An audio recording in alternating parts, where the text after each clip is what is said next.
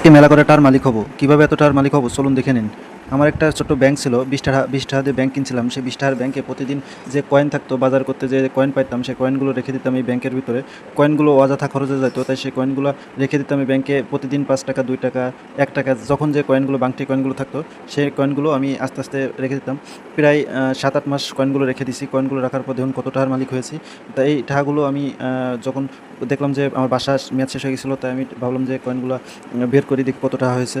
পরে আমি আর আমার বউ গুনতে শুরু করলাম। পরে আমার মেয়েও সেই কয়েনগুলো গুনতে সাহায্য করলো। 3 জনে মিলে কয়েনগুলো গোনার পরে কয়েনগুলো যখন শেষ করলাম, তখন কয়েনগুলো গোনার আগে আমি আলাদা আলাদা করলাম। 5 টাকার কয়েন, তারপরে হচ্ছে 2 টাকার কয়েন, 1 টাকার কয়েন, বিভিন্ন কয়েনগুলো আলাদা আলাদা করলাম, কারণ যাতে গুনতে সুবিধা হয়। এদিকে আমার মেয়ে কিন্তু আমাকে সাহায্য করে যাচ্ছে। আমার বউ, আমি, মেয়ে 3 জনে মিলে টাকা কয়টা গুনলাম। টাকা কয়টা গুনার শেষ। তারপরে হচ্ছে কিন্তু মেয়ে আমাকে গুনতে দিচ্ছিল না। সেই টাকা কয়টা নিয়ে মেয়ে দেখুন আবার সেই যে ব্যাংকগুলো আছে সেই ব্যাংকের ভিতরে মেয়ে ভরবে। মেয়েকে কোনোভাবে বোঝানো যাচ্ছিল না। মেয়ে ব্যাংক সেই ব্যাংকটা নিয়ে, যে কাটা ব্যাংকটা আছে সেই ব্যাংকে টাকা আমি একটা একটা করে গুনতেছি, আবার সেই গুনাটা ব্যাংকের ভিতর ঢুকাচ্ছে। মেয়ে দেখছে না যে ব্যাংকে আমি টাকা রাখি, প্রতিদিন এভাবে রাখতে হয়। মেয়ে ভাবতেছে আবার সেই টাকা ওই মেয়ে ভাবতেছে সেই নিজেই জমানো শুরু করে দিচ্ছে মেয়ে।